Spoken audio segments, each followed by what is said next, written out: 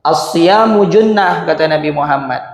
Puasa ini, kata Rasulullah sallallahu alaihi wasallam, adalah junnah, benteng. Puasa yang dilakukan oleh seorang hamba itu adalah benteng. Benteng dari apa? Disebutkan oleh ulama maknanya dua. Makna daripada puasa ini benteng. Yang pertama, benteng dari orang yang melakukan ibadah puasa. Benteng untuk orang yang melakukan ibadah puasa dari suatu kemaksiatan, dan benteng untuk orang yang melakukan ibadah puasa dari panasnya siksa api neraka. Ini makna bahwasanya puasa itu benteng, kata Nabi Muhammad sallallahu alaihi wasallam. Karena secara umum, para hadirin yang dimuliakan oleh Allah Subhanahu wa taala, kalau ada orang yang berpuasa, terkadang dia itu pasti lebih membatasi gerak-geriknya. Betul atau tidak para hadirin? Beda antara orang yang berpuasa dengan orang yang tidak berpuasa. Kalau memang dia itu puasanya betul-betul puasa. Kalau orang biasanya ketika dia tidak berpuasa, maka terkadang dia itu melakukan satu perkara tanpa mikir. Dalam artian dia itu tidak menjaga dirinya ketika ia melakukan suatu perkara. Mungkin ketika lihat HP, ada pandangan-pandangan yang tak layak. Kalau dia tak puasa, kena dia biasanya dilihat. Ataupun perkataan-perkataan yang kotor ingin keluar dari lisannya, dibiarkan keluar ketika tidak dalam keadaan berpuasa. Tapi kalau ada orang yang sedang berpuasa, maka dia itu terkadang masih menahan.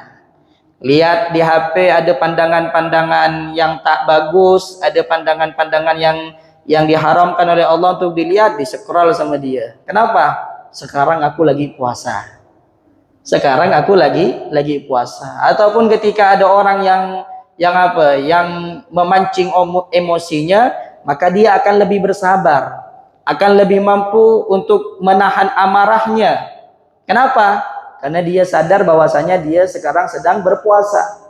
Begitu juga dengan kemaksiatan-kemaksiatan yang lainnya. Ada perkara-perkara yang dilarang oleh Allah Subhanahu wa taala yang mungkin kalau dia tidak puasa maka bisa saja dia melakukan itu. Tapi karena dia sekarang posisinya sedang berpuasa, akhirnya dia menahan untuk tidak melakukan perkara yang diharamkan oleh Allah Subhanahu wa taala. Kenapa kok bisa seperti itu? Karena Nabi Muhammad sendiri yang mengatakan as-siyamu junnah, puasa itu adalah benteng. Benteng untuk orang yang berpuasa dari kemaksiatan. Makanya kalau orang rajin berpuasa, insya Allah dia akan lebih mudah untuk menjauhi perkara-perkara yang dilarang oleh Allah Subhanahu wa taala. As-siyamu junnah, puasa adalah benteng untuk orang yang berpuasa dari kemaksiatan, dan juga benteng untuk orang yang berpuasa dari siksa api neraka kelak di akhirat. Di dunia puasa ini benteng, di akhirat pun juga puasa ini benteng.